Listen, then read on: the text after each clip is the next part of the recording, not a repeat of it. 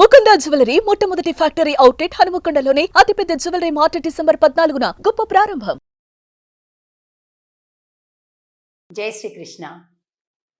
ఆండాళ్ తిరువడిగళే శరణం. ధనుర్మాస వ్రతం ప్రారంభమైంది.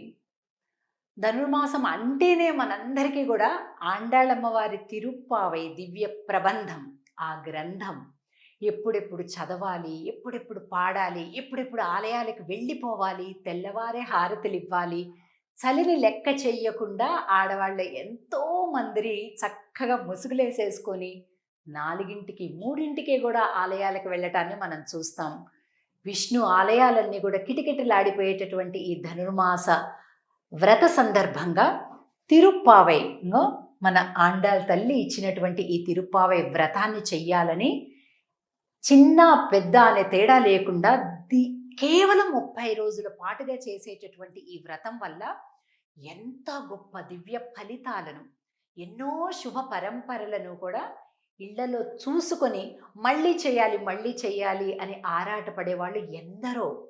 అయితే అది భాష ద్రావిడ భాషలో ఉండడం వల్ల మరి సాక్షాత్తు ఆండాళ్ తల్లి తన నోటితో స్వయంగా చెప్పిన పాసురాలు అంటే శ్లోకాలు అని అర్థం. తమిళంలో ఉంటే పాసురము అని అంటాం, సంస్కృతంలో ఉంటే శ్లోకము అని అంటాం.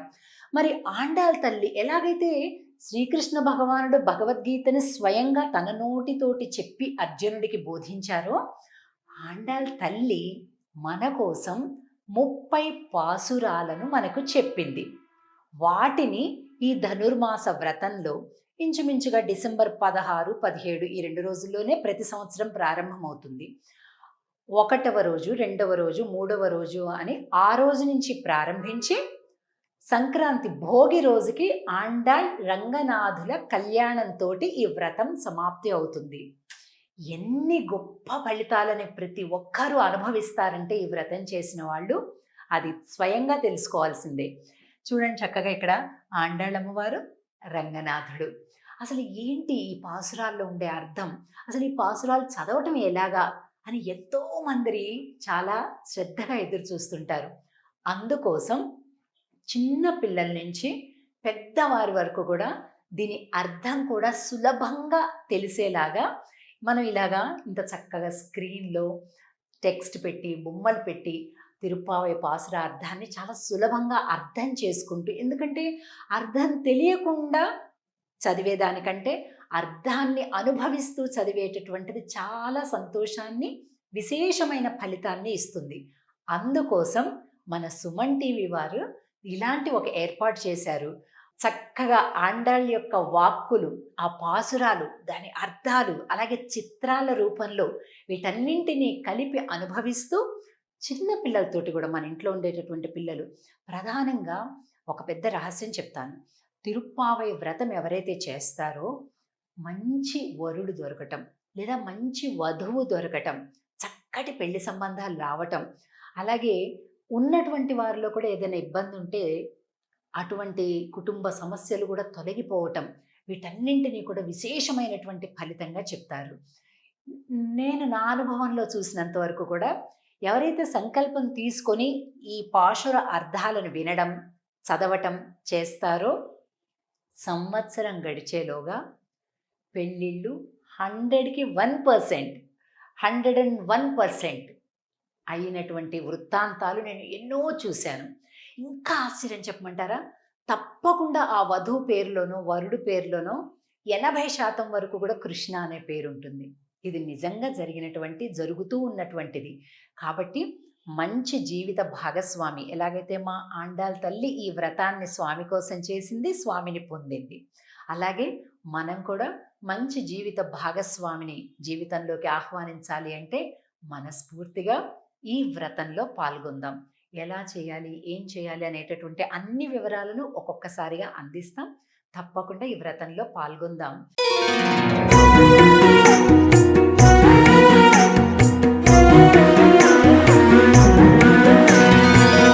ఇప్పుడు ఈవేళ మనం మొదటి పాసురాన్ని చూస్తున్నాం. ఇప్పుడు ఇది చూస్తే ఆండాళ్ తల్లి పక్కన చిలక ఉంటుంది, ఎడమవైపు కుప్పు ఉంటుంది, మనకి మధుర మీనాక్షి అమ్మవారి ఆలయం బాగా ప్రసిద్ధి కదా తమిళనాడులో. ఆ మధుర మీనాక్షి ఆలయానికి 40-50 కిలోమీటర్ల దూరంలోనే శ్రీవిల్లిపుత్తూర్ అనేటటువంటి ఒక దివ్య దేశం. అక్కడ అమ్మవారు అవతరించారు ఈ కలియుగంలో. ఈ కలియుగంలో తాను అవతరించి అర్చా స్వరూపం అంటే విగ్రహ రూపంలో ఉండేటటువంటి భగవంతుణ్ణి నేను పెళ్లి చేసుకుంటాను అని ఈ వ్రతం చేసింది. అలాగే పొందింది కూడా. అందరి సమక్షంలో స్వామిని వివాహమాడి స్వామిలో లీనమైంది. ఇది ఆండాళ్ కథ. కనుక మరి అర్చామూర్తిగా గుళ్ళో ఉండేటటువంటి విగ్రహ రూప భగవానుడు నడిచి వచ్చి వివాహం చేసుకున్నాడు అమ్మని. కాబట్టి ఎంతో శక్తివంతమైనటువంటి ఈ తిరుప్పావై వ్రతాన్ని, పాసురాలని మంచిగా అర్థంతో మనం ప్రవచనం చేసుకుందాం. ఇప్పుడు మొదటి పాసురం చూద్దాం మనం. ఇది మార్గళి తింగళ్ అనేటటువంటి పాసురంతో ప్రారంభమవుతుంది. మార్గశీర్ష మాసంలో మొట్టమొదటి పాసురం ఇది.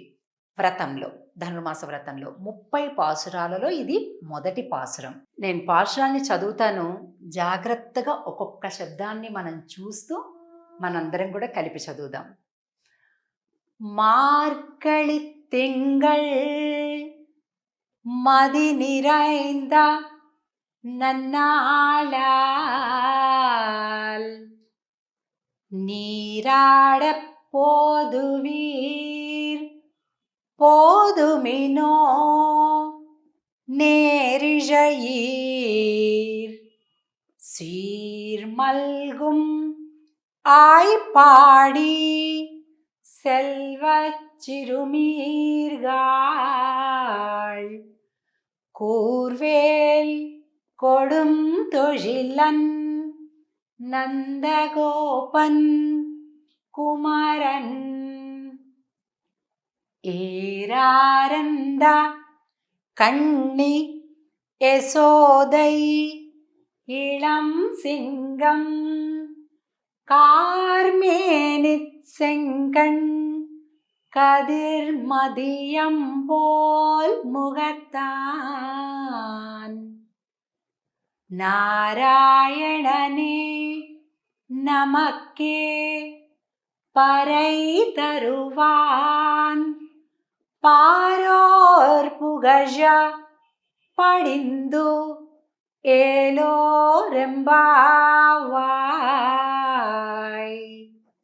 ఇది పాసురం. ఇప్పుడు పాసుర అర్థాన్ని చూద్దాం. మొట్టమొదటి పాసురంలోని మొట్టమొదటి పదం మార్గళి తింగళ్ అంటే మార్గశీర్ష మాసము. మది నిరైంద నన్నాళాల్, ఎంత మంచి రోజులమ్మా, నిండు పున్నమి రోజులు వచ్చేసాయి, వ్రతం ప్రారంభిద్దాము అనే వాక్యంతో మొదలవుతుంది. తిరుప్పావై ప్రారంభించేది ఆండాళ్ లక్ష్మీనారాయణులను ఇరువురిని కూడా ప్రార్థించి మొదలు పెడుతుంది. ఎలా కనిపిస్తుంది అంటే మార్గళి తింగళ్ అనేటటువంటి పదం ఏదైతే ఉందో, మా అంటే ఇందిర, లోకమాత లక్ష్మీ అమ్మవారు.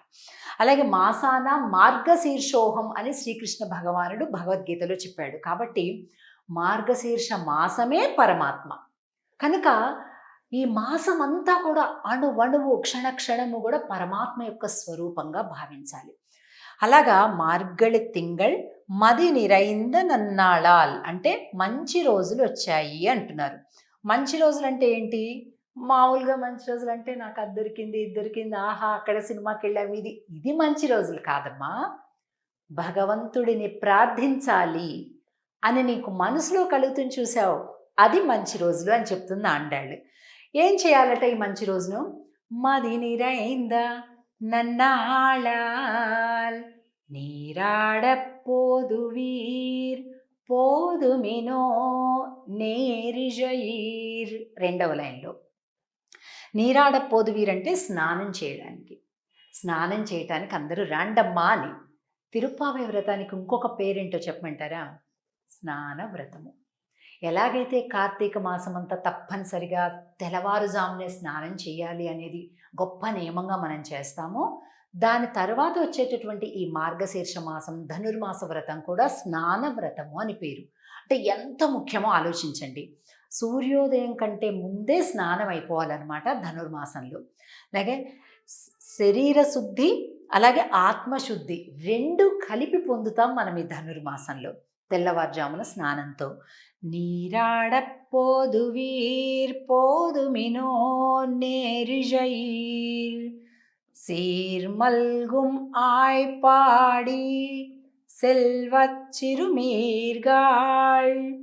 ఇందులో సీర్ మల్గుం గొప్ప గొప్ప సంపదలన్నీ కూడా కలుగుతాయి కదా అని చెప్తూ, ఏరారంద కణ్ణి యశోదై, యశోద దగ్గర కృష్ణ పరమాత్మ ఎలాగా ఎదిగి ఒదిగిపోయాడు, సింహపు పిల్లలాగా అమ్మవారి దగ్గర యశోదమ్మ దగ్గర ఉంటాడట.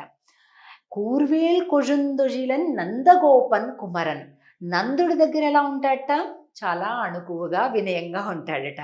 అలా ఆ ఇద్దరి దగ్గర ఉండేటటువంటి నందగోపుడిని మనం ప్రార్థిద్దాం, స్నానానికి వెళ్దాం. అందరూ కలిపి స్నానం చేసి మనం భగవంతుడు శ్రీకృష్ణుడి దగ్గరికి వెళ్దామమ్మా.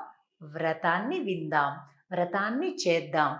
ఎలా చేయాలో స్వామి చెప్తాడు మనకి, కలిపి ప్రయాణం చేద్దాం అని అంటుంది ఆండాళ్ తల్లి మొదటి పాసురంలో.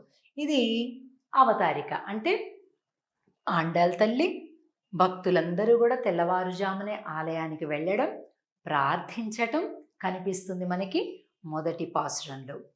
పాసురాన్ని మొదల అలాగే చివర రెండు కూడా మనం ఈ వాక్యాన్ని చెప్పాలి. ఆండాళ్ తిరువడిగళే శరణం.